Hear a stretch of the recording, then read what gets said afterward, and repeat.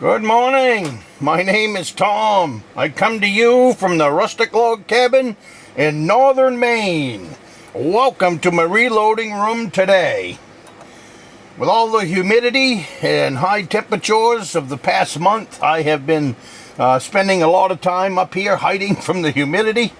But I also had a lot of work to get accomplished. So I'm kind of bringing you in here to show you a little behind the scenes. But what mainly I want to talk about is old powders and old components. One of the things that I really do in my reloading is test old components. For one reason is that if you get into reloading, after a while, you're going to have some old components. And also you're going to come across some old components through your reloading.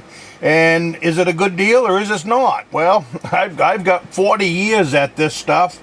And I have tested old powders, old primers. Even to this day, I'm still shooting powders like this powder right here. Is IMR 3031. I purchased it in 1995. I just emptied this can in the last session of reloading. But I brought that can up because I wanted to bring you to this target that you've already seen this video. If you've been following any of these videos, you watched me shoot this group right here, which is 5 shots in that one hole. They were shot with this IMR 3031 1995. They also were shot, now I don't have the primer case here, but they also were shot with, some of you will recognize these old boxes. Now this isn't the box I used, but this is out of the same era. They also were shot with primers from then, which would have been the CCI 200 primers. So this bullet was, number one, it was shot with a lead bullet. It was shot with this bullet right here, 173 grain Lyman bullet, gas checked and traditionally lubed. So I'm still testing this load, and I've got a lot more rounds that are made up with that IMR 3031 from 1995. Just more trips to the shooting range is what it is. But anyways, my point here is old powder, great group. That's why I don't hesitate on shooting old powder as long as it's been stored properly and all of that stuff. You know, low humidity, all that. You know, the stuff that goes along with powder. So that brings me to right here. I set these aside 20 years ago. These 30-06, and I stored them exactly like that because there's so much time spent on primers that you know, if you watch any YouTube videos at all, you know, they can't take anything if you watch any of the YouTube videos. You know, people wearing gloves to install them, to keep oil and everything else away from them. I have done absolutely everything to primers, and have never had any problems with them. This is going to be a future test. These are 30-06 shells that I cleaned, trimmed, and everything made ready. Installed a Winchester primer 20 years ago. They have been sitting in this block in my reloading room. I have a desk with drawers in it, and that's where I set these trays that are ready for reloading. But anyways, I set this tray in there 20 years ago. I have the date in my book. But anyways, so what I'm doing now is I'm going to test these things. They've been sitting there just like you see for 20 years. So that should be pretty abusive to a primer. There's not a doubt in my mind that these things will work and work fine. I don't know how a primer is built. I have never had any issues with them. I don't worry about touching the primer on, you know, on all 4 sides. You know, I wouldn't come up here and reload with oily, greasy hands, but I am not afraid of touching a primer. And I am also not afraid of old primers.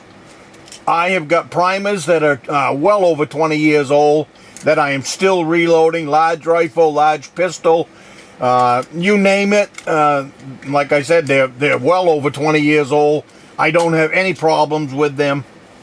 And some of them have been sitting out just like this forever. Just sitting here in the reloading room. I take them down and I build a bullet, and then I go to the shooting range and I test it.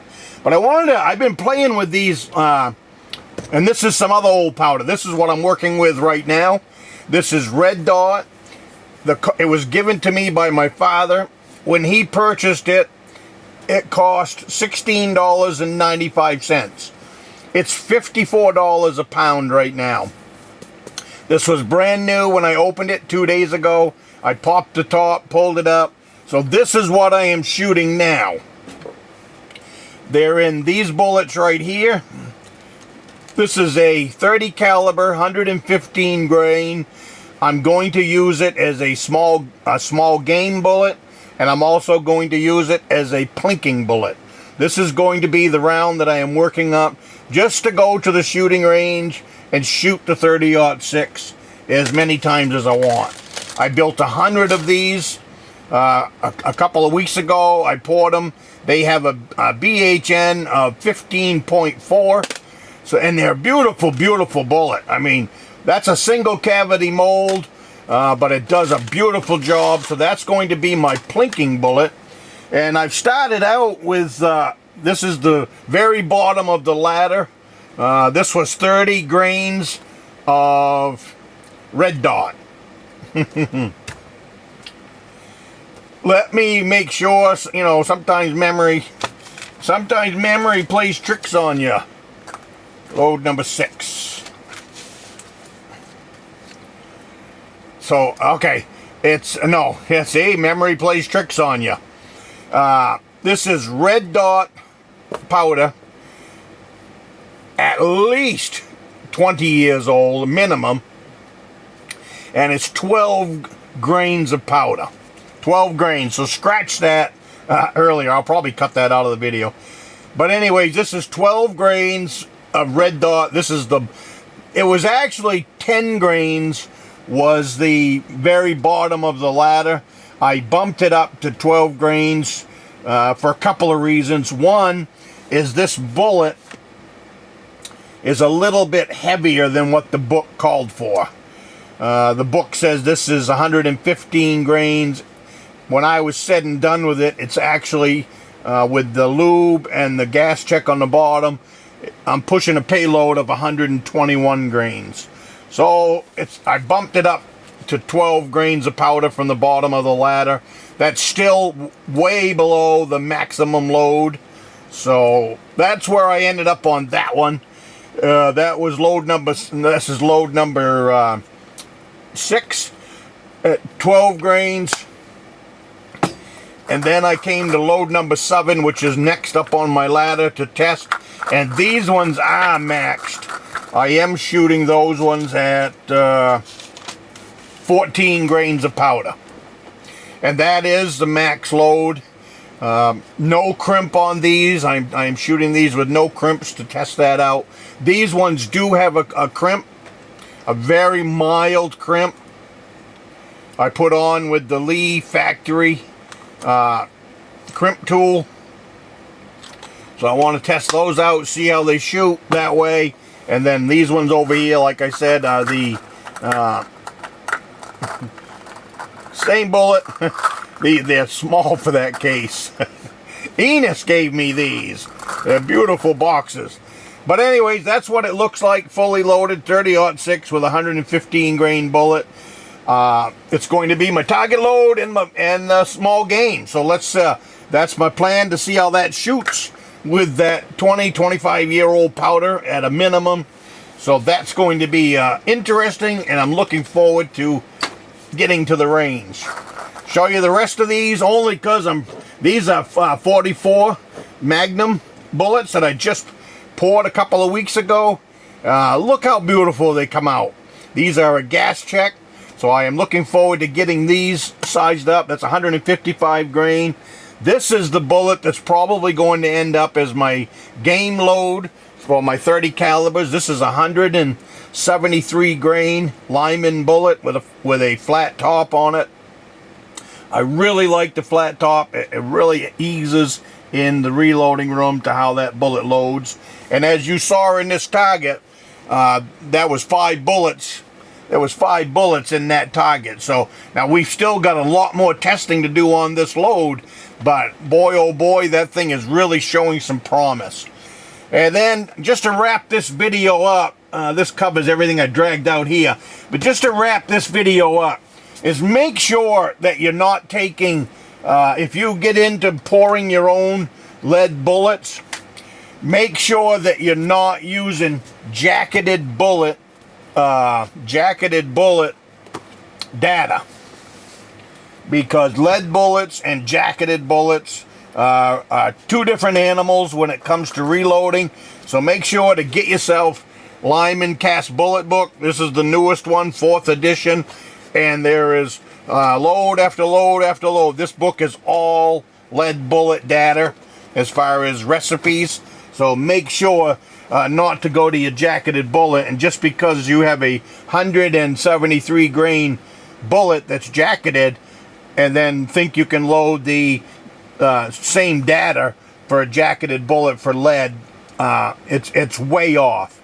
I wouldn't be surprised in most cases. It's twice the amount of powder compared to a cast bullet. So keep that in mind if you decide to get into this. I'll tell you what, and same thing here. This is a I started up. This right here is 173 grain round nose. Both of these bullets 173. There's 15. I got a bunch more over there. I just didn't lug them over. But this stuff, I averaged the other day. I averaged 40 bullets in 15 minutes. Pushing these out and pushing out, I forget which one, but anyways, I was averaging 15 bullets in, yeah, it was pistol bullets. I ain't got the thing over here.